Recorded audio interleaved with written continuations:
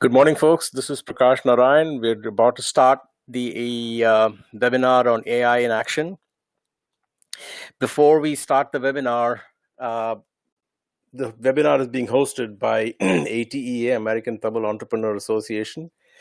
So before we start the webinar, I wanted to say a few words about ATEA. ATEA is business-focused, nonprofit, 501c3, non-political, non-partisan, membership-based organization that fosters entrepreneurship among youth, women, and emerging business business professionals.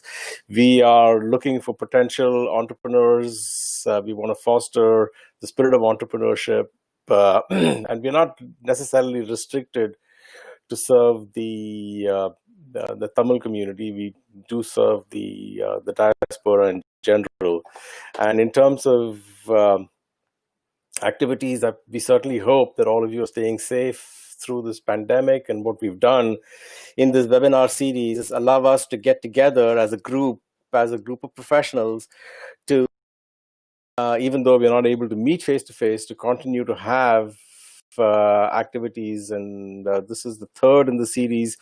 We had one webinar on Salesforce. We had another webinar on COVID-19 from a different perspective, from the perspective of the opportunities. And today's webinar is on AI. And we'll continue to have these webinars on Saturday mornings. So these webinars are being hosted on the Zoho platform. So for you to ask a question, just click on the Q&A tab and the moderator will pose the questions. So again, the purpose of ATA is to create a platform for exchanging business ideas, seeking mentorships, investments, making connections, and creating an atmosphere for entrepreneurial thinking. The motto of ATA is link, learn, and lead. So we are enabling learning through these webinars and meetups, and definitely we provide an opportunity to network and link with each other, and also leadership opportunities and leadership sessions to help you learn from successful leaders. So with that, I want to introduce our speaker today. Girish wears multiple hats. He is the president of IIT Madras, the CEO of IIT Madras Alumni Association. He's also, in his professional life, the Chief Revenue Officer of his company that he'll talk about. And he's been working in the space of artificial intelligence, and he'll talk about that as well. So with that, I'm going to hand it off to Girish.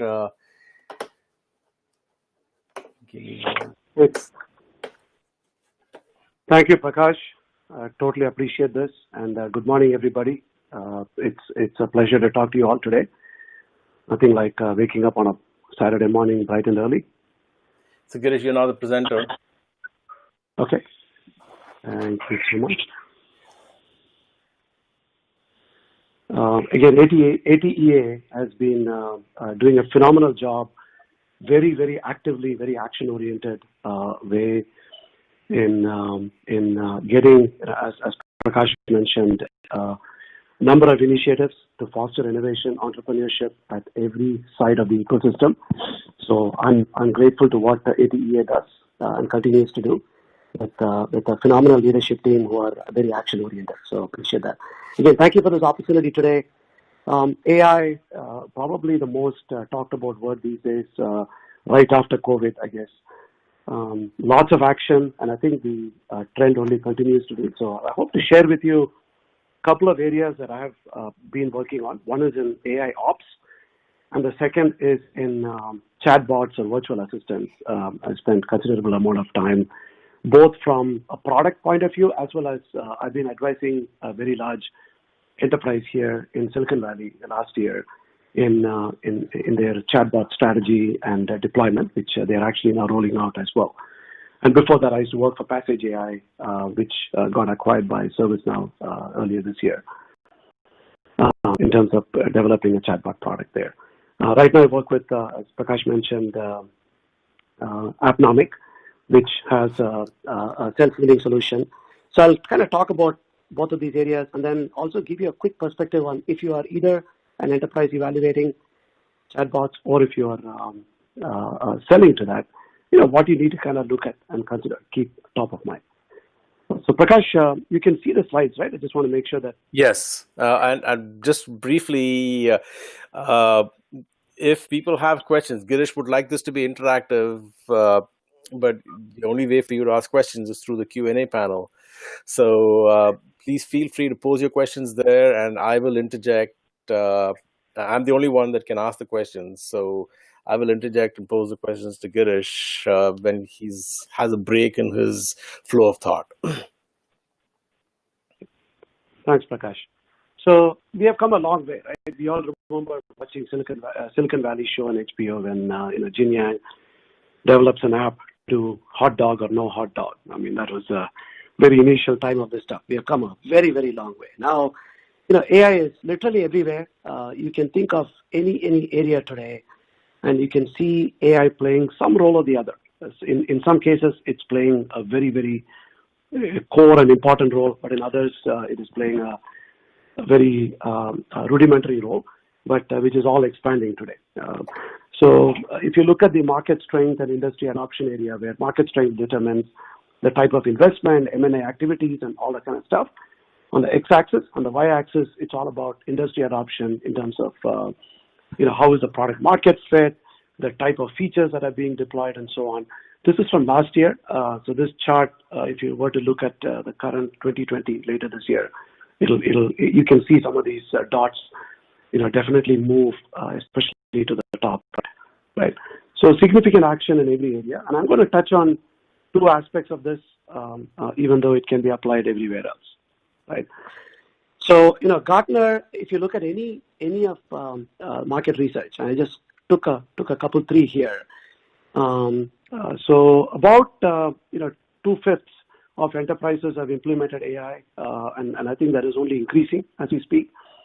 And then if you look at virtual assistants or chatbots, predominantly most of the customer service interactions, or at least what begins as an interaction, is going to be by chatbots pretty soon, right?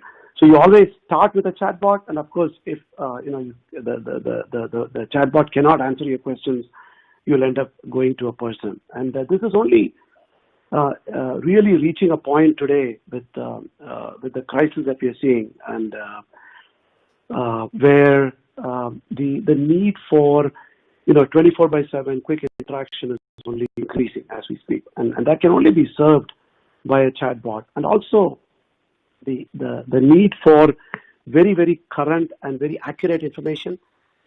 It's hard for any human being to actually have that anymore.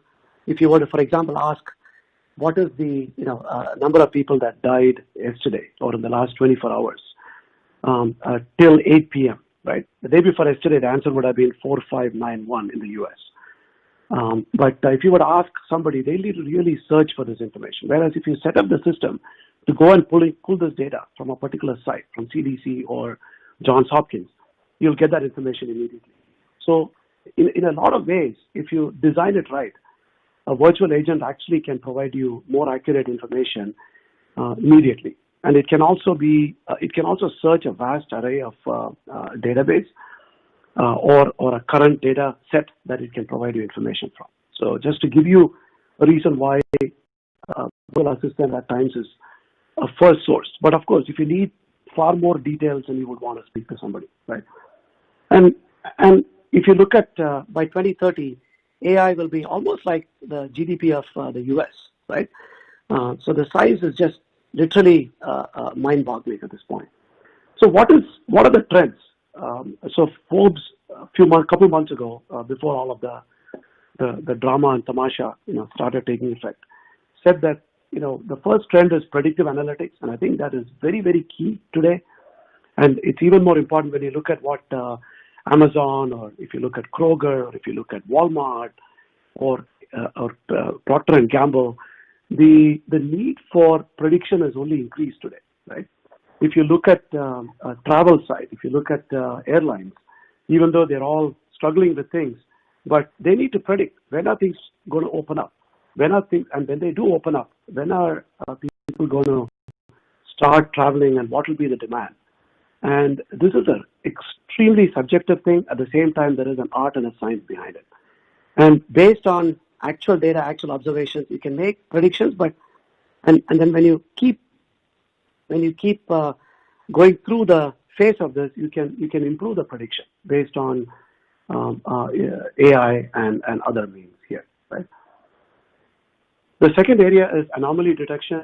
This is where my company, Appnomic, plays a lot.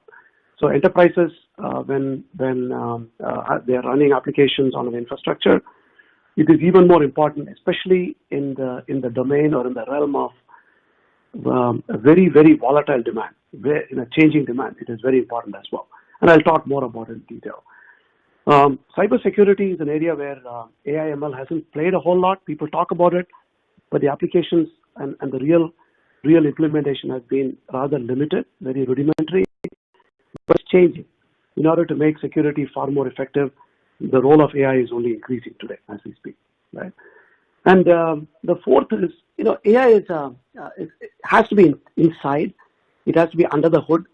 As a user, as a practitioner, as a customer, you really don't, nobody understands this stuff a whole lot. So you need to kind of hide it behind, which means the UI and UX ought to be very simple, very intuitive for customers or users to use it. So the AI has to be really under the hood, right? And then the fifth trend is how do you sort of use AI for things that machines do far better than human beings, right? So a lot of analysis, a lot of number crunching, and a lot of things that you would end up doing. For example, robotic process automation, the back office stuff, right? You can just train the model and let it go do a lot of the stuff that it can do better. OCR, for example, RPA companies are implementing it, right? So those are some of the top 5 trends, but time will tell if the actual thing will hold on to this stuff, right? So I always love this Gartner hype cycle. It always talks of where things are, and if you are building a company, you want to know where you belong, the space that you are in, and you want to make sure that you're not in the bottom, the left side of it, because then you can ride a little bit up, which is a good phase to be if you want to sell very quickly.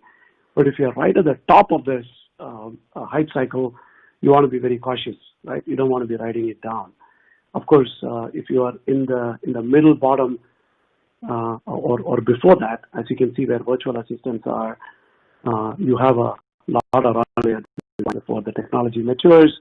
You can create a lot of value for yourself and your investors. And if you're a practitioner, if you're an enterprise, you want to make sure that you're implementing technology that is well proven, so that your value is very good, and also the maturity of the product that will allow you to generate value, extract value, is also very high. This is just picked up a few slides from the Internet Report. I'm sure many of you have read this. Extremely valuable information. We are creating data like nobody's business today, and the key is how to use the data effectively. Bulk of the data is not very useful, so it's all about generating insights out of it. This chart shows that as human beings we can do things in a certain way. We are good at certain things, but technology has really exceeded what we could do as human beings. So it's for us to really harness the technology and change the curve into the red side of it, right? And that's what AI is allowing us to do, right? AI is basically taking us to a point where we are good with certain things, but let the machine crunch a lot of this stuff. Let the machine figure out a lot of these things, and then let's help us become far better. That's the theme that I really want to emphasize today. Is by working with AI, by using aspects of AI and machine learning that help us, we can really, really change the curve of how human beings and our life is evolving today. And we can do wonders with it, as we are seeing anecdotally and empirically today.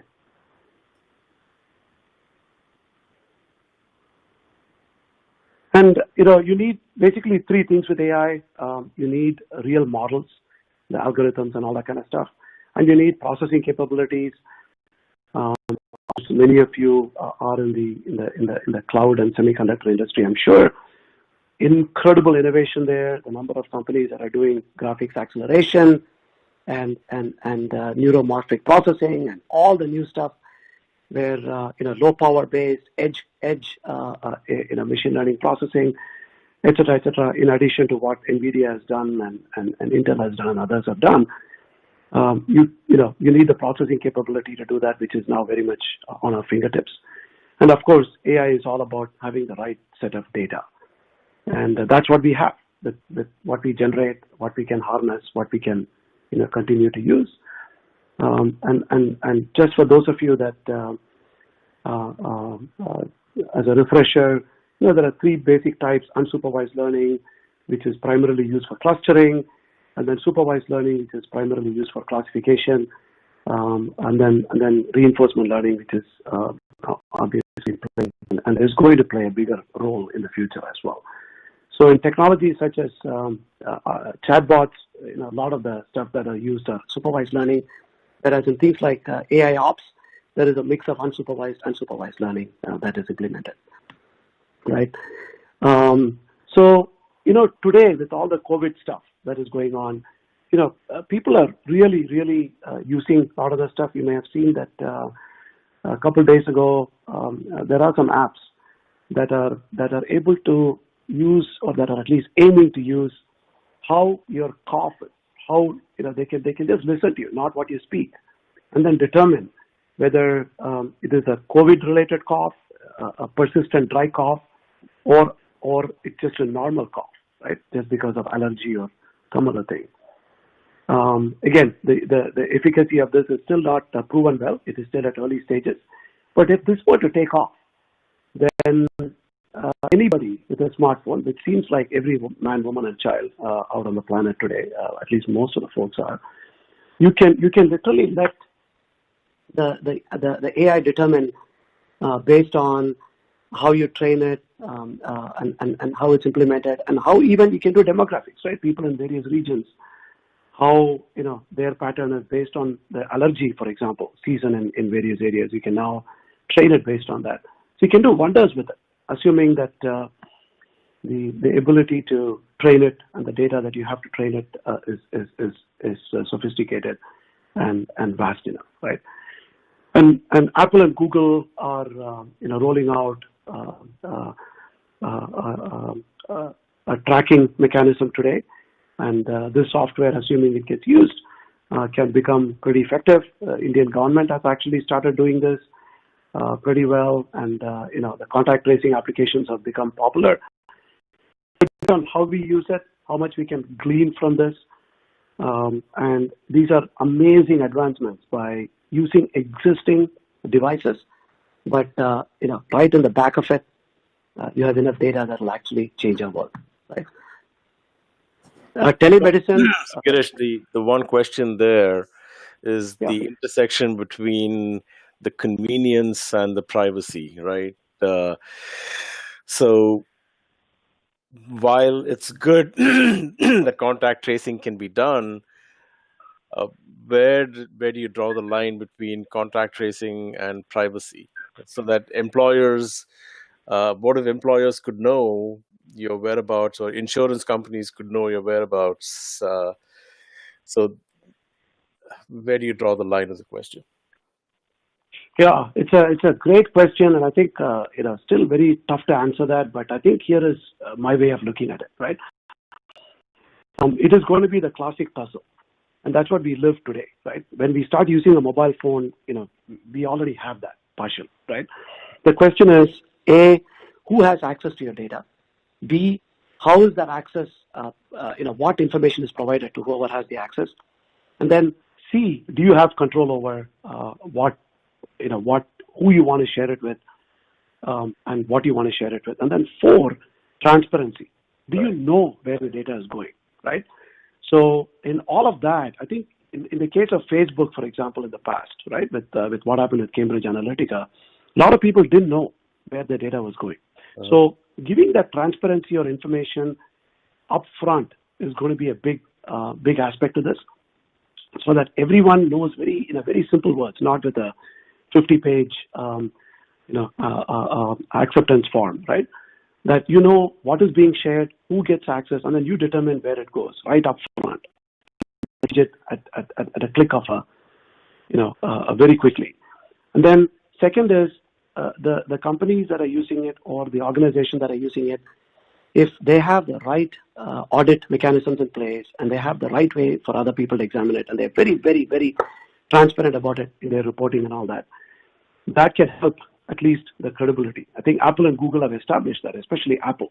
Right. They have really established a level of privacy that people trust. End of the day, privacy is all about the level of trust that people have, right? So I think it's all about that aspect. And then third is if they are able to be the brokers of this information, then do they have the right security mechanisms to protect it? People can't hack into it that easily. Again, having said that, it's easier said than done. Everyone hacks into things eventually, but it's all about those aspects. And then the fifth aspect is all about regulations. In order to do this effectively, if there is a regulatory framework that identifies it and mandates it correctly, we can do a lot better protection. Got it. Thank you. Yeah, keep going. Okay. So, this is way before COVID. I mean, this information, if you look at telemedicine, yesterday we had a call with a doctor for my younger son. It's a video chat. And I tell you, it was so convenient and it was as effective, right? Talking to a doctor from your iPad. And then, all my wife and I and my son were there, and I can see how effective this is going to be over time, and I think it's only changing. A friend of mine who's a psychiatrist here in the Bay Area was telling, and he started doing this about 3, 4, 5 years ago, and especially for certain aspects that he was talking about. Somebody's going through depression. They don't want to go into a hospital. They would rather talk to a psychiatrist privately. And so the applications are only compounding, especially with COVID.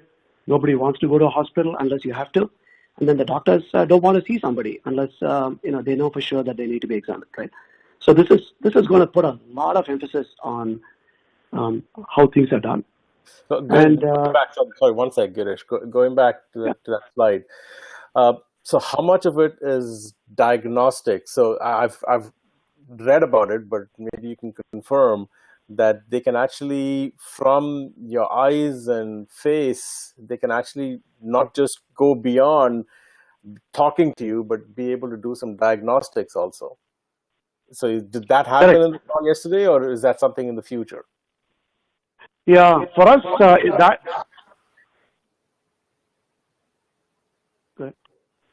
Go ahead. Yeah, I think it's an evolving area, Prakash. I think there is 2 aspects to this, right? One is a technology capability, right? Can you really, with a reasonable amount of certainty or confidence, can you use diagnostics here? There are a lot of false positives and false negatives that come with this. So it all depends on the confidence level that you can detect with. And then second is, how do you handle the false negatives or the false positives? So that's what the doctor ought to really keep an eye on in this case, right? You want to make sure that you don't tell somebody just because you examined it and say, hey, you are just fine. Now you can go about doing what you go about doing. But if there's a false negative, they need to make sure that is being taken care of. I think till we sort of get a handle on it, there'll be a little bit of double mechanism to deal with this, in my opinion. Got it. Okay. So you all have seen this, Microsoft and Verizon, for example, it's going to the roof, right? Literally the amount of things that are with everybody working from home, and very important things like gaming, especially for kids, with pun intended, of course. real-time stuff. And one thing here you notice is VPN. More and more people are dialing in to their work from home, so that is completely changing this. And then of course, if you look at Comcast, for example, very similar pattern. And in order to deal with all of this, there is a lot of strain that is placed on the broadband networks, the mobile networks, the enterprise networks. And important thing to notice here is the change or the seasonality or the fluctuations in demand that is placed, right? So that's what I want to emphasize upon here. So with that said, how does that lead to AI ops and self-healing? So all of this stuff, putting a lot of demand, whether you're a healthcare provider, whether you're a broadband provider, whether you're a video provider, et cetera, right? So companies are going through digital transformation. Of course, jokes aside, right? You can't dictate COVID-19 to dictate your digital transformation. Every enterprise is going through this. Every CIO is really looking at this through a microscope and stethoscope in every way, right? So what are the pain points? Number one, large enterprises have lots of applications. They have lots of new applications and lots of old applications. If you go to a bank today, they have applications that are written 40 to 50 years ago using COBOL and languages that none of us on this call may have ever dealt with, right? And they can't replace it because it works and it touches too many things, and they don't want to do anything with it. And today also, every application or most applications have, when a transaction goes through that, they do lots and lots of API calls, which makes it very complex to track how an application or a workload or a transaction goes through, right? And the infrastructure has become extremely complex as well. It's cloud. Most enterprises have a multi-cloud strategy, and many enterprises have on-prem or private cloud deployments for various reasons, including protecting their data and having control over it. And we are going from bare metal to virtual machines to microservices and eventually to the serverless architecture. We'll see if that takes off or not. Jury is out on it yet. And all the compute, storage, and networking devices are instrumented now for telemetry. You can collect data. You can collect all kinds of metrics on it, right? The question is, what do you do with it? And so all this creates a lot of complexity, a lot of data, and way too many alerts today, right? So if you're a large enterprise, give you some numbers. There are enterprises which run one application, which is they have, let's say, hundreds of millions of customers. They get 200,000 to 400,000 alerts per week on that particular application. So the question is, which one is a right alert to chase? Which one is not a right alert to chase? It's a tough problem, right? A lot of false positives, very hard to deal with. On top of that, we have seasonalities, and then we have black swan events like what you're going through today, right? Nobody ever predicted this stuff. Nobody ever knows how to deal with this. If you look at reading an article this morning on for example, the companies like Airbnb and Sonder and companies of that nature, nobody has gone through this stuff, right? They don't know how to predict. All they have seen, and many of the entrepreneurs, they have grown up not seeing a recession, right? At least some of us have gone through, a couple, three of those. So in order to deal with this, it becomes really, really hard. But AI can actually help you to make a little bit sense of this, right? And also, typically in a large enterprise, you have multiple stakeholders, IT ops, biz ops, DevOps, et cetera, and they all deal with their own objectives, and so in other words, it's siloed. And as a user, whether you're a customer or an employee, we all are used to expecting perfect performance. Anything we do, we don't want anything to go down at this point, right? So, having said that, the field of AI ops has evolved, and to show you what Gartner says, everything from development stage, where it's a code level insight and fixing problems right at the code level, which is also now evolved quickly, to more of a DevOps stage where you can actually do a lot of analytics and determine things. Give you an example of DevOps, why it's important. If you're a semiconductor company, large semiconductor companies tape out chips, almost every week, and a lot of people collaborate while they are developing that chip, laying it out and testing it and all that stuff, and they are usually distributed across the world, and these files that they deal with are pretty large, and they want to make sure that somebody makes one change that gets incorporated, and it gets downstream to be tested and so on. Becomes a very important aspect actually. So the performance of the EDA software or all the other software that they deal with becomes very important. Any anomaly really pushes out the tape time and eventually the company's revenue that comes out of it. So they are, and many times these are distributed across a couple, three data centers that the company has, as well as part of it is in the cloud. So it becomes really, really complex, right? And of course, in the IT operations management, which is called ITOM, it is important to find correlating events, determining the root cause. RCA means root cause analysis, and then doing all of this stuff, right? And today it's all done after the fact, not before it happens, right? The existing technologies or the previous technologies allow you to do all of this after something breaks down. You go in and find out. It's a detective work. You do Sherlock Holmes and Watson, go back and look at it. But you need to really do it ahead of time before it happens. And then the field of ITSM, IT Services Management, it's all about, in addition to all of this, there is a level of automation and change. So to kind of show you a little bit more into the various areas, you have monitoring on one side. You want to be able to monitor everything. And then you want to engage using ITSM. And then, of course, you want to act on it, right? Which is either through scripting or existing workflow automation tools or through robotic process automation, anything else at this point. And then AI Ops kind of encompasses all of that stuff. So you monitor, you engage it, and then you actually act on it. So that's sort of what the field is all about in a broad sense. But there are a lot of gaps. So one gap is it is very hard to see everything in one place today. There are too many equipment, too many vendors, too many layers, and too many cloud providers. Each of them give you their own aspect of it. It's very hard to see everything in one place. It is very hard to be proactive, and it's very hard to predict. Right? As Yogi Berra said, prediction is really hard, especially when it comes to the future. Right? And then also capacity utilization. In the case of cloud, it has given us the ability with a credit card and a browser, we can create capacity anytime. And it also makes it a double-edged sword today, right?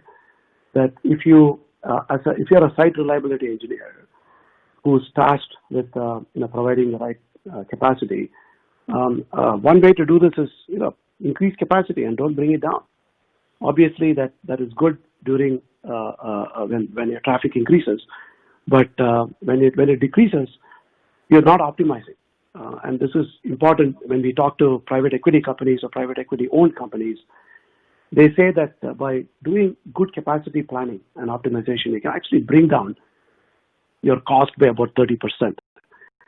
So to leave 30% on the table as an enterprise, that really hurts your bottom line in this case. So it's very important to optimize that as well to the risk appetite and the reward that you really need in that case.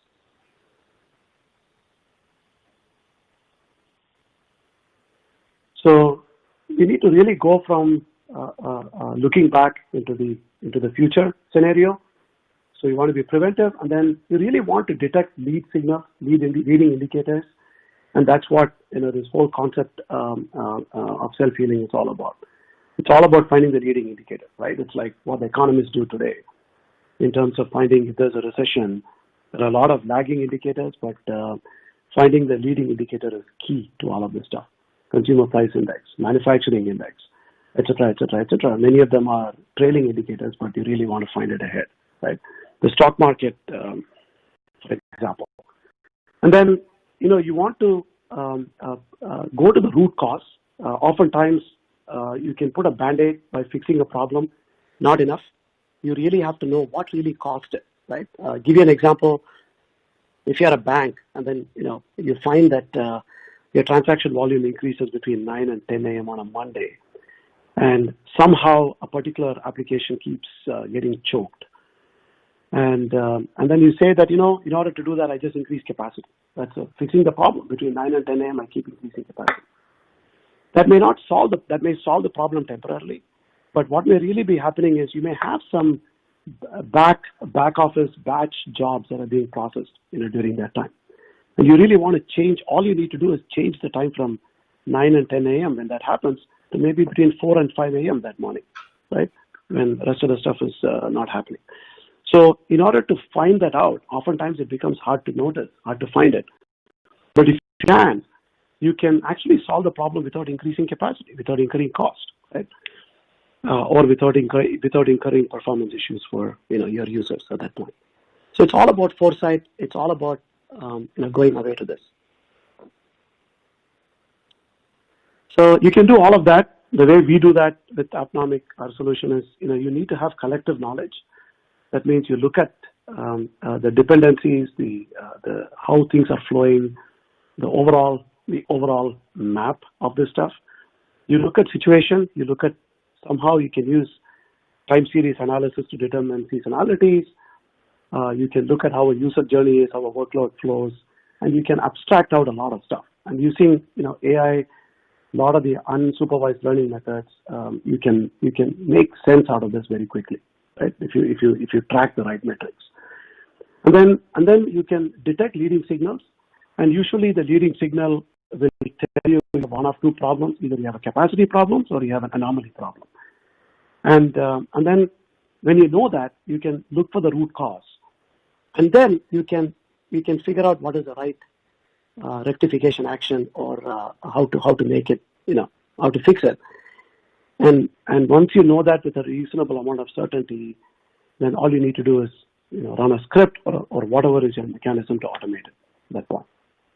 So just to summarize all the self-healing components, one is baseline. So you have to look at what is your historical data. You have to look at what is your current time series, right? What's going on. And then you can baseline many of the metrics using that. And you can identify seasonality, because you know that in many cases there is seasonality, whether it's daily, weekly, monthly, etc. So you know that if there is seasonality, there is not an issue that the traffic increases. You know that.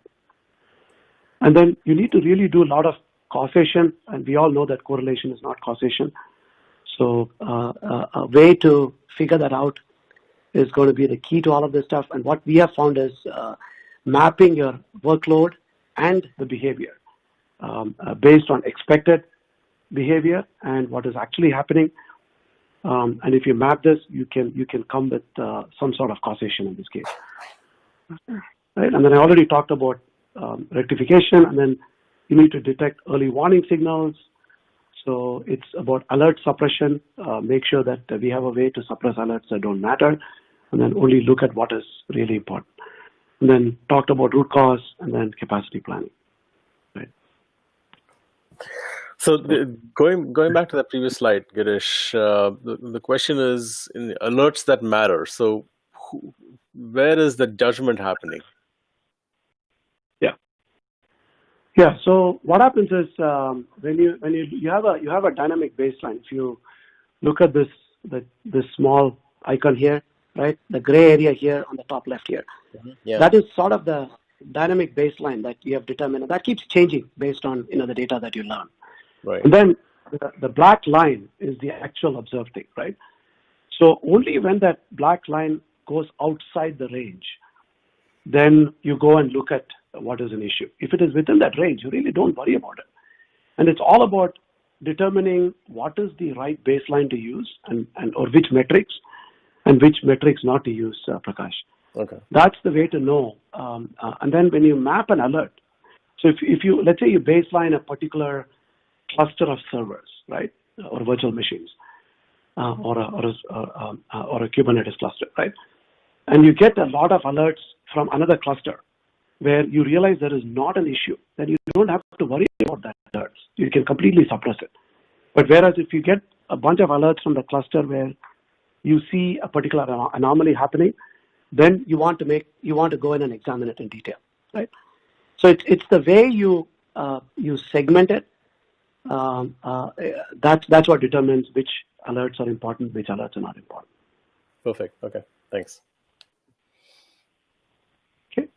So in order to do this, as I mentioned earlier, you need a lot of unsupervised learning. So clustering is an important piece. Multivariate analysis becomes very key. You have a lot of, tons and tons of metrics, and many of them are correlated with each other. So some sort of multivariate analysis is really, really key in this case. Many companies use adaptive learning where, what does it mean to you, right? That's what it is all about. It's all about personalization. That means what does it mean to a particular cluster or a particular node or a particular virtual machine, right? So being able to, sort of sift through and get that is very important as well. And then there is a lot of supervised learning as well, because end of the day, you need to do a lot of classification. And then also when you make a decision, and many cases the decisions are made by human beings, right? Even though AI assisted human being in this case, you want to learn from that. And that means you can go back and say that if A were to happen, the decision is B. And if B were to happen, the decision is C, right? So that type of learning, if you can do, and if you can label it, then your machine learning model also becomes more and more accurate, right? And we already talked about the workload behavior correlation. And then, you can do a lot with historical data, even though what we have found is you need to go in and sit in an enterprise because you're really training based on that environment. And you need to sit and collect weeks of data to make the machine learning model accurate. It's all about using historical data to train it and get a head start, right, in the model. So you can do that quite a bit. Today with a lot of logging capabilities, people collect a lot of logs today. We can do that. And then you also need to set up a lot of rules for how to rectify a problem. And end of the day, it has to tie into your business outcome, business rules, right? Everybody, as AI practitioners, sometimes we get bogged down into the weeds. But one thing that we all should keep in mind is, does it really matter to the business outcome? And I think the more we tie to that, the better our AI model is in every case, right? And the same thing with capacity forecasting as well, as I mentioned, right? So the ROI typically that we find or that we should measure is like I talked about, and one of you had a question on that. So it's all about reducing false positives. Many companies are able to do this 50 to 80% by using some sort of alert suppression stuff. And a lot of companies do this stuff today, right? And number two is mean time to detection. So you want to be able to find a problem rather quickly. This is where the root cause analysis comes into play. And the faster you can do this, the better you are. And then the mean time to resolution. If you can do this proactively beforehand and you're sure about the outcome, then the MTTR becomes big reduces and that plays a big role in the outcome as well. And of course, all of this, right, as they say, great cheese comes from happy cows and happy cows come from California. In the end of the day, it's all about, what do you get? Is it revenue uplift? Are your customers happy? Are they giving you better CSAT scores? And then are they churning less, right? So all of that matters a lot. Eventually, it has to lead to that. So user experience, if it gets better, chances are that your customers are happy and users are happy, things play out. And then, of course, the cost element is important. If you prevent outages, if you reduce SLA issues, your cost is much better. And then same thing with over provisioning as well. Okay. So very exciting area in the AI ops area today. Lots of companies and the AI technology is really put to use at its best today in this area. I'm going to switch gear to AI chatbots. Just want to make sure if there are any questions in the AI ops area. So, this is fantastic. I mean, I think I learned a lot. I'd like to go back to that slide where you talked about where things are, and I want to make sure that we've covered all you basically did. I just want to go back and, it's like a revision kind of thing, right? So what are the ingredients that have covered? Now, not go back one more, where you talked about what is currently being, this one, the paradigm shift, right? The next one, this one, So in terms of so you talked about the methodologies being used. I just want to make sure you've covered, or at least talked about the methodologies being used to satisfy the traditional approach and how the new approach is meeting those requirements. So that kind of summarize it, right? Because this is where we started. There's a need for a paradigm shift, and now you talk about how various mechanisms are enabling moving from the traditional approach to the new approach. Right. Absolutely, Prakash. Yeah, totally. That's what it is. Exactly. Yeah. So it's thinking very differently, and using the right elements, and then using the right AI models in order to help us do that. And then eventually, it's all about AI doesn't solve everything for you, because it may come up and tell you to do all kinds of rectification. You really can't do it unless a human being really approves it. And as soon as you see somebody saying that if a problem A happens and the administrator says, here is a solution, and if they do it 27 times over a span of 3 weeks, then you know that the model can actually learn from that as well. Yeah. Right. So the question is from asking, so log monitoring products such as App Dynamics, they already have this as their service. Yeah. So log monitoring and application performance monitoring tools, right? They do a good job at bringing the monitoring piece, and then they collate all that stuff. And then if you look at some log analytics companies, they can group all of these things to different things, right? In many cases, most of the log companies are looking back also. So you can go back, and it's an ability to find information once you want to look for it. It's like, think of, let's say there is a haystack, and then there may be a bunch of needles, right? So the log analytics will basically tell you that there may be needles, right?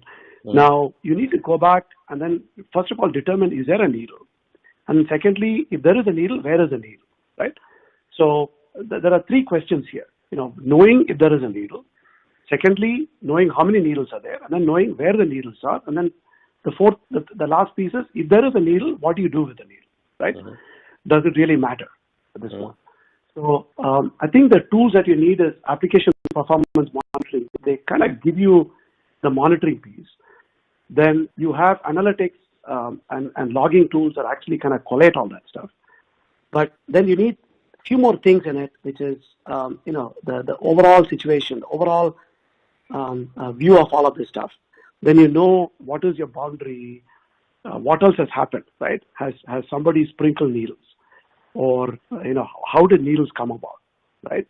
And then once you know all that, then you can actually go in and find out, I'm actually sure there are no needles at this time, or I know that somebody is feeling that it is actually kind of poking them, so there must be a needle. So let me go ask them what happened, and then going and finding the needle. So it's kind of, if you know all of these questions and ask the right questions and have the right information, it helps you find what you need. And oftentimes you actually see that somebody starts complaining, I'm feeling I might be being poked. I may be poked. Mm-hmm. And then you go and ask them, where is it? Is it in your hand or in your leg? Then you go and say, okay, it's in your arm. Left arm is being poked. And then you've been holding your left arm. Usually you don't keep your left arm on that side. So why are you holding it on this side? Let me go find out. Right? That's sort of an analogy here. So there's a follow-on. So this is great, but uh, is there something AI ops product that is standalone that can be plugged into existing systems, or is it something that I need to do from ground up? Yeah. So I can talk about Appnomic. So what we do is we do In these some pieces. sense, I think that's a perfect plug for Appnomic. Yes, exactly. Yeah. Thanks, Prakash.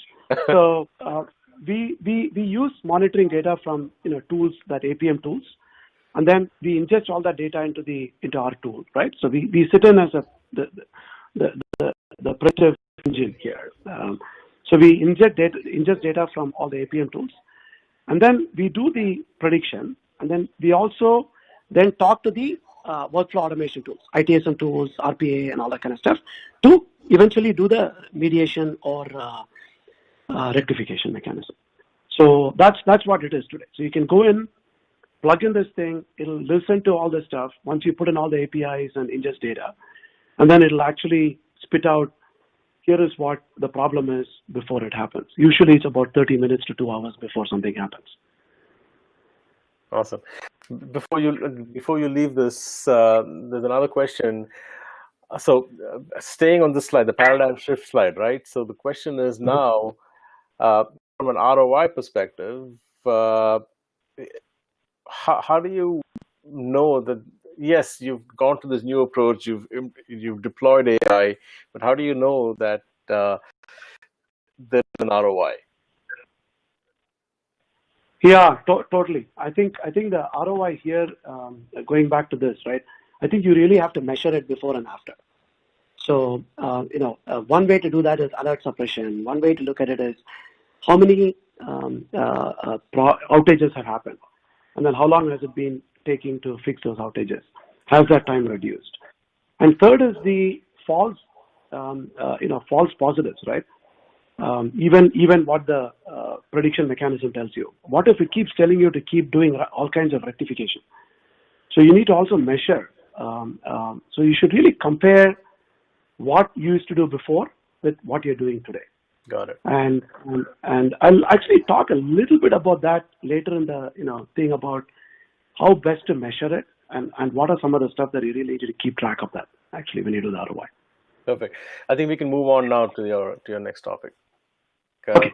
Just a quick time check. We have about 25-30 minutes left.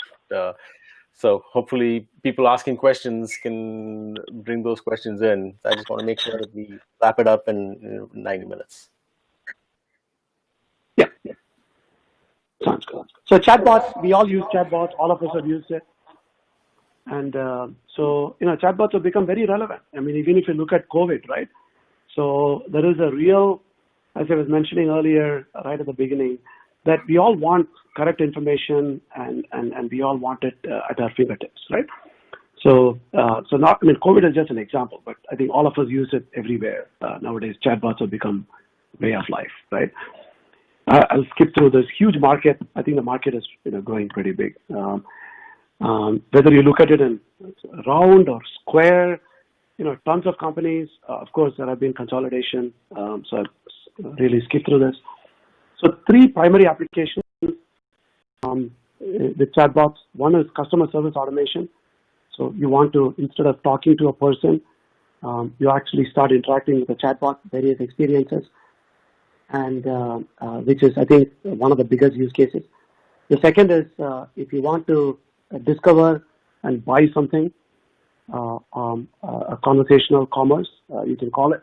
That is the second application, which is less prevalent than the customer service. And then the third is even smaller, is the employee virtual assistant. Within a company, employees can access all kinds of information. That becomes another very good use case as well for this, right? So benefits, 24/7, whenever you want, and then wherever you are, right? You can be sitting. Nowadays we are sitting either in your living room or dining room, but ideally wherever we are, maybe on any device, computer, iPad, iPhone, your any other tool that we talk about, or any channel, right? You can be on Facebook Messenger, it can be on WhatsApp, it can be on Slack, it can be on Google Home. It doesn't matter, voice or chat, voice or text interfaces. And then what can you do? You can get answers, you can get information, you can get some tasks done. You can, for example, a library, if you're a chatbot, you can actually say, hey, tell me the books that are put on hold, right? And it can actually kind of go in and find out. It already authenticates you. It goes in and finds out, here are the 3 books that you put on hold. They are available at the Doherty Valley Library already. And then the other 2 books will be available next Tuesday, right? So you can get stuff done. And then, of course, recommendations, right? Recommend which chole bhature is the best I can order today. So, or which mask I should be wearing, right? So it can actually recommend based on various preferences and so on. And then it does based on natural language, right? You don't have to be very prescriptive, and that's the beauty of chatbots today and what NLP, natural language processing, has done today. Then it will help customers, partners, employees, everybody, right? The who's who of the world. So multi-channel, they call it omnichannel. Omnichannel means you get the same experience wherever you are, and then you can access it from any multi-channel. Bank of America launched a chatbot called Erica that I'm sure some of you have used. I think they've hit more than 10 million users. So pretty well used. It is used from their app today, and you can see that people are using it from text and voice-based, and as well as they can just tap through things. So this is real in various ways, and the adoption is only increasing as we speak, right? So it's kind of a kitchen sink of all of this stuff, but a lot of technologies that go into this, right? But if you look at the middle part of this, there are 3 primary use cases, right? You can have frequently asked questions that you can answer. So this is kind of from the top to bottom. It's going from simple to complex as you deploy.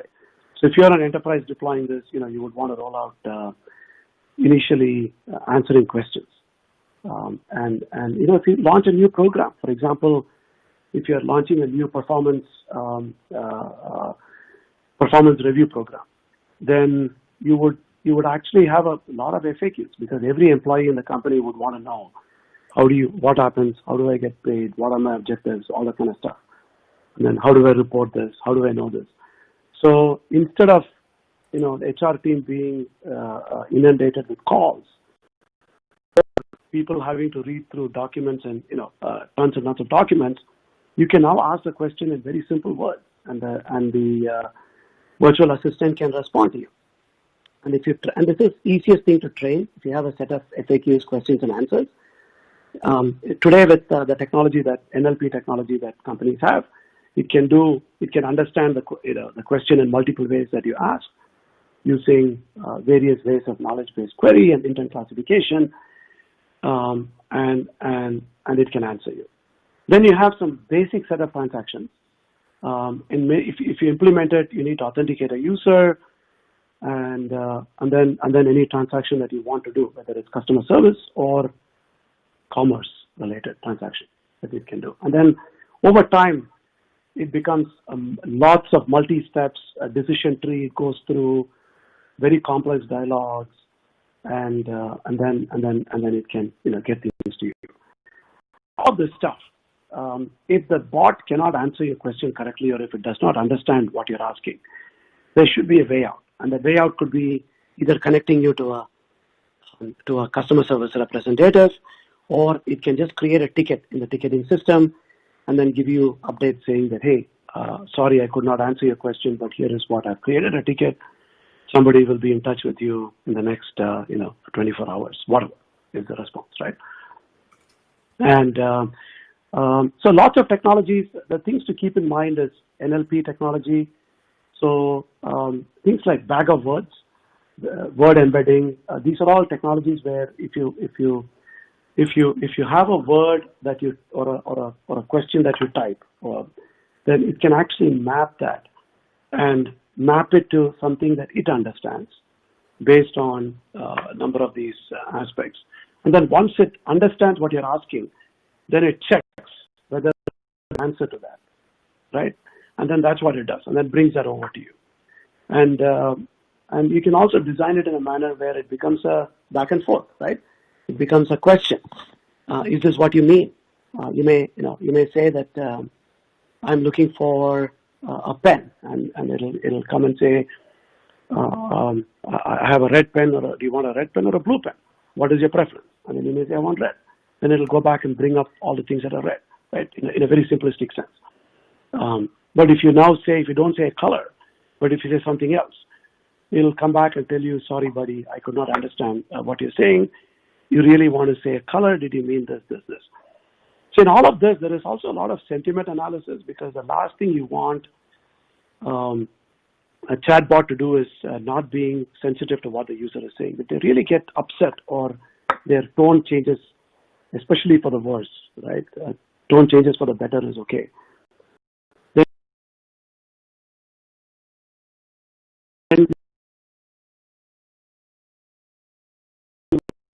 Right at that point. No, you broke up, Girish. We couldn't hear what you just said. Okay, sorry. How about now, Prakash? Yeah, it's better now, yeah. Okay. I was just talking about sentiment analysis.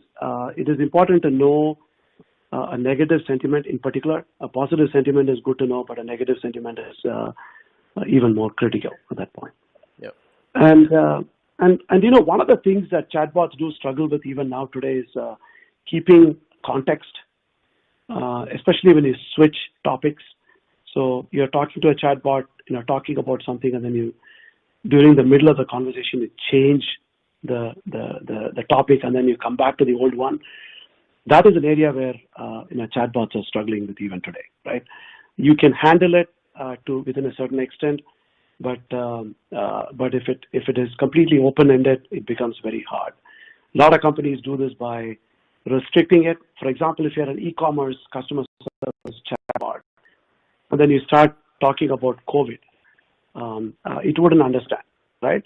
So you want to kind of make sure that you kind of restrict it, and you tell the user, here are the things. Here's an area that I can answer. Anything beyond that, I'm not bright enough. But I'm learning, right? End of the day. And the beauty of chatbots is it continues to learn. Every user interaction is an opportunity to learn, right? So this is just like a child. If you equate a child and a dog, right? A child is about learning, right? Everything that a child sees, he or she, it uses to learn. Of course, it's a different way of learning. It's more reinforcement learning.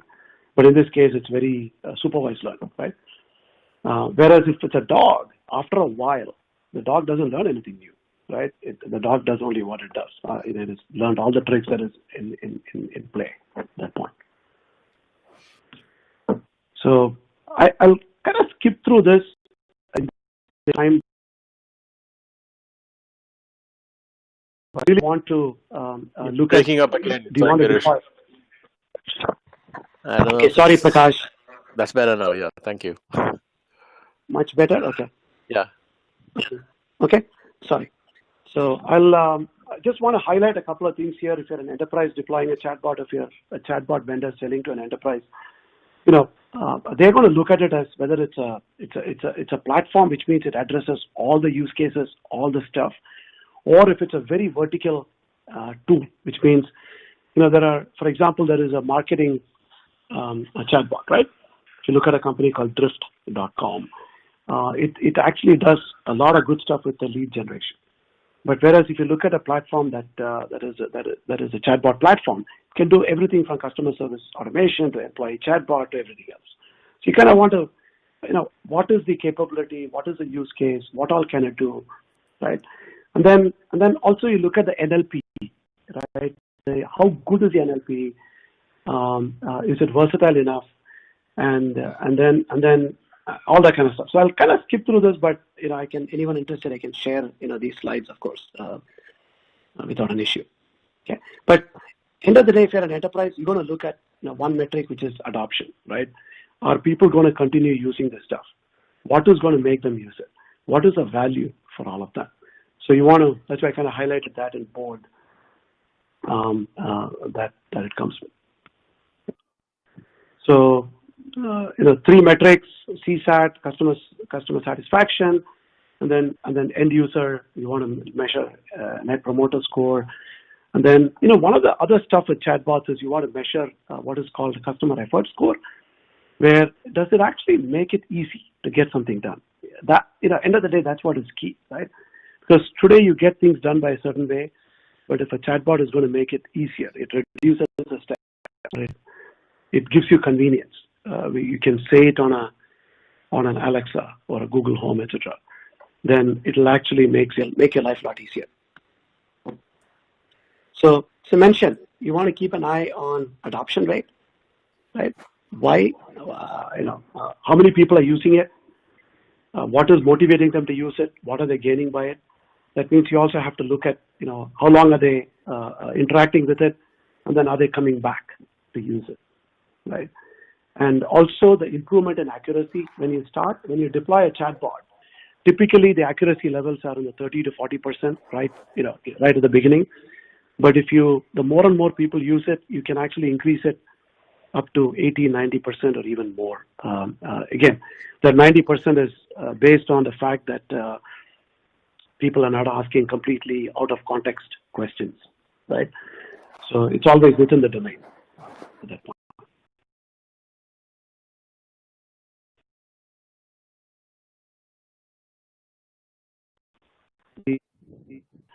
If you kind of start exposing Girish, no, you broke up again. Sorry. Okay. Sorry, Prakash. Yeah, that's better now. Much better? Okay. Yeah. So I was saying that you want to keep it very simple, but all the complexity hide it underneath, and that's the name of the game in right. AI nowadays, I would say. Okay. So, and if you're just to prove how good it is or efficacy of this, if you're customer service, you want to talk about deflection rate. That means, today if you had, 10,000 calls going to your contact center every week, and if you implemented a chatbot front, and if, let's say, 30% of people started interacting with it, and the call volume reduced by 30%, that means that is a deflection, and if that continues over time, that becomes a good metric. In terms of conversational commerce, I'll give you an example.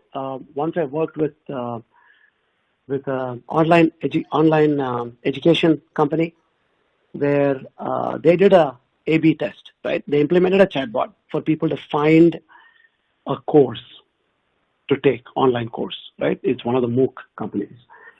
And so about, let's say, 10% of users randomly got the chatbot, and the remaining 90% got the website. And they looked at the people using the chatbot, and this was all completely randomized, right? The people using the chatbot, how many of them ended up signing up for a course? And compared that to people on the website, how many of them used and signed up for a course?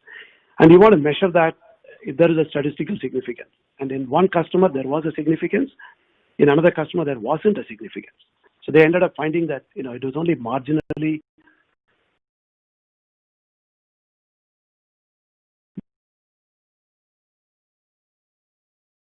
better.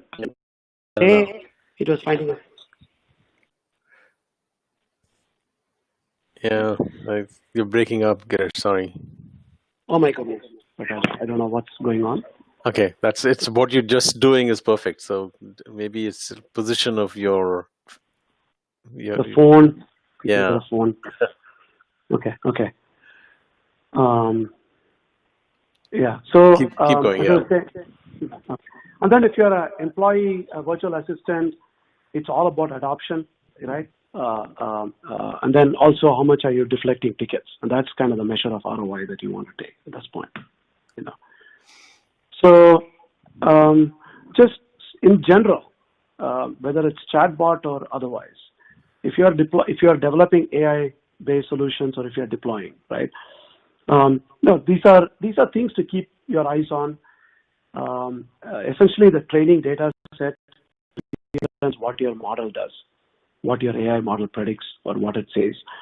So it has to be, it has to have a lot of variety. It has to account for seasonality. It also has to be for that customer or that vertical, what matters, right? So you got to kind of get that data. And the model selection itself, this is where, a lot of the art, and that's where all people in AI get paid a lot of money for this, is, they understand models, they can tweak models, they can tweak parameters, they can continue to incorporate newer and newer stuff into this. And this is where the amount of research and practice, and also the frameworks that go in, have just, it's a gift that keeps on giving today. Then third part is bias. This is a big issue. I'm going to show you, one example, and big issue in AI models is the bias in the data, and both in terms of the measurement as well as the model itself, right? So very important to keep track of. The one piece I do want to highlight is the ability to explain.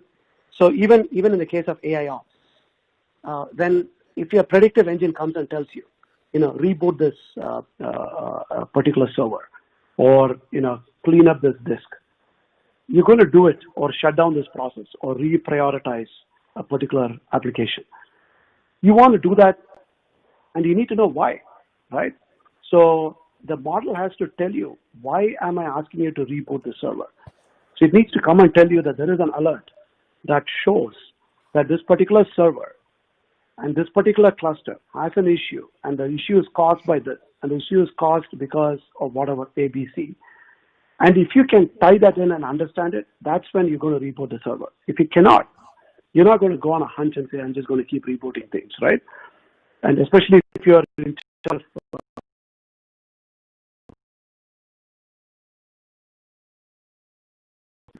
Again, something. basis, right? No, we didn't hear what you last said. Okay. So the last part, Prakash, I was saying that if you are in charge of this, and you need to know why you're going to do this. So that means you need to show validation, and you also need to show some sort of confidence level. So you can say, if you say that, I'm 97% confident this is the case, and here is my confidence interval around it, then I'm more likely to use it, and I'm also showing you why, right? And then eventually it's all about performance metrics. And I'll give you an example of the performance metrics in the next slide. But always keep in mind, you should tie everything to business outcome. And also things should work across. Just because one particular customer saw a lot of improvement, it may not mean much. It needs to work for multiple people, multiple customers, multiple environments, multiple verticals. That's what makes the AI solution, really effective, and also always tie into the business outcome. That's what is going to make it successful, right? So I want to show you a little illustrative example of accuracy, precision, and recall, right? So in this case, it's a fictitious example. So don't take these numbers for COVID. It's not at all an accurate, it's not at all reflecting reality. I just want to use it as an example, right? So let's say, people get tested for COVID or not COVID. There's a testing mechanism. And but in reality, can you hear? So, no, the last I heard is tested for COVID or not COVID. After that, I didn't hear.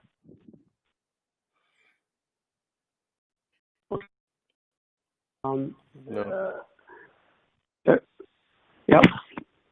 Yeah, it's going. Can you hear now? Okay. Yep. So in this case, 70% of, so let's say 100 people had COVID so you tested 1,100 people here in total, right? And out of that, 70 people you said had COVID. And it turns out that 70 people really had COVID, okay? And we predicted that 30 people did not have COVID, but they actually ended up having COVID. So out of 1,100 people, in reality, 100 people had COVID, 1,000 people did not have COVID. But our prediction, which is the left side here, had a false negative of 30%, and then it had a false positive, right, as you can see there, of 10% there. Okay, now if you go with the classic model of accuracy, it is the correct prediction the model.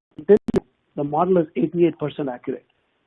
Okay, but that is not really a good indicator, because you could basically say that even if you say that everything is not COVID, okay, then your model is actually 90.9%. It's far a little more than this, right? Yep. So you need to really look at class specific, in this case, COVID or non-COVID prediction, right?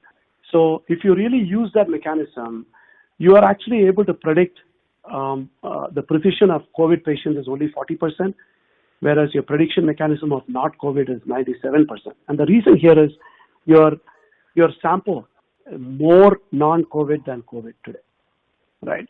So if you really want to make it better, you need to have more COVID patients that you test in this case. Mm-hmm. So very, very important to kind of keep your eyes on the sample size, what testing, et cetera, in order to really make it, really, really useful, or at least interpret the data. And then eventually the recall is another indication that you can use to predict. I'll give you a very simple example, right? Story, which kind of illustrates this. A guy was on a plane. Remember the days when we used to fly? And the plane was going on top of the Grand Canyon, flying on top of Grand Canyon. So the pilot, announcer saying, folks, we are flying on top of Grand Canyon, and on your left you can see this, on your right you can see this, a south rim, blah blah blah. And the guy sitting next to me says, Grand Canyon is 6 million and 2 years old, right? So I said, how can you be so sure, 6 million and 2? So he says, no, I was flying by United Airlines 2 years ago. And then the pilot, we were right on top of this, and the pilot told me that the Grand Canyon is 6 million years old. So I added 2 more years to that, right? So he's precisely inaccurate, right? He's precisely inaccurate. So with that joke, I think, we really need to keep our eyes on not just look at numbers like this, but, really dig into it. And that's what will determine not only how a model does, but also how we can find ways to improve the model in this case. Right? Very important for us to do. Okay. And I just wrote a blog last month on this, but to give you an idea that, if you're selling to an enterprise, just keep in mind what an enterprise goes through from their perspective. It's all about a business case where you need to involve all the stakeholders. What is the business case? What is the benefit? Who benefits from this? What are the risks associated with it? And also the assumptions behind it, right? The assumption is if your adoption rate has to be 70% for the business case to work, then you need to make sure that happens. That is a huge assumption. So your underlying implementation has to make sure that that works. Otherwise your whole business case falls apart. And then also look at the use cases, right? What is important, what is less important, and what does it really mean, and how does that use case can be implemented? In most times, actually, when Prakash, when you had a question earlier about how does it go and fit in, and most of the solutions that we make, it is one part of the IT infrastructure today. That means it has to work with a number of other systems and integrate with it using APIs and other means. So you need to know who you integrate with, and oftentimes integration is not an easy process. APIs are not as easy as we think it is, especially in a corporate setting, and especially if your solution is cloud-based and enterprises have a lot of wariness exposing things, especially their data, to the cloud. So you got to make sure that all those aspects are taken care of. You've done, and then the regulatory certifications and the security certifications, et cetera, are done as well. And then the way vendor selection is done, keep an eye on what is the criteria the enterprise uses. And if you're going to vie for a deal, you got to keep an eye and know what the criteria is, and then work with it. And that's how you position it. And then, of course, in order to show a proof of value or a proof of concept, it's all about the entry-exit criteria that they use, and having that well-defined and showing that once you go in and you define that well, and then show that you can now have a piece of paper that you can go back to the enterprise with and say, here is entry-exit criteria. We passed with flying colors, and we did better than anybody else that you worked with or your existing status quo. So keeping that is really, really important as well. So to summarize, I think AI is making a big impact, and let's continue this journey. I think we're all you've seen in the past few weeks the hiring for AI, the efficacy of AI and the applications for AI are only increasing dramatically. And those of us who are in this field, the journey is just starting. It's going to be a fun journey. So you talked, Girish, about technologies that your company offers for the enterprise application healing. Do you offer technologies for conversational AI as well, chatbots? Not currently. Not my company now. Okay. I used to work in the past. Got it. Before, yes. Yeah. So your app mapping is primarily focused on healing. Okay, got it. Got chatbots in my previous company, and also I recently helped. I have been actually advising a large Silicon Valley company in their chatbot strategy and deployment. They're actually deploying it as we speak. Got it. So if people want help in incorporating chatbots into their existing CSAT or support initiatives, what are avenues they could use? Yeah, so number of things. You really want, if you're going to start implementing this, I think the steps would be the following. You want to talk to a few developers, right? And get an idea what is out there. And then you also want to talk to other enterprises similar to you that have implemented this. That'll actually give you their thought process and why they chose to go a certain way. Third is talk to a few companies like Gartner and others, right? They have done, and they have a lot of wisdom in terms of how you should look at this, right? What is the right way to look at this? How to frame it correctly? And then the fourth is use external resource or internal resource to figure out a business case and a strategy in terms of what do I need, what is the benefit, how do I go about doing this, and what do I need to do that, and who should I work with in order to make it happen, and then select a vendor, do a proof of concept, and then deploy. And steps, for example, this type of steps is what you really want to consider broadly in order to do it. Perfect. Okay. Any other questions, folks? Please feel free to pose them on the Q&A.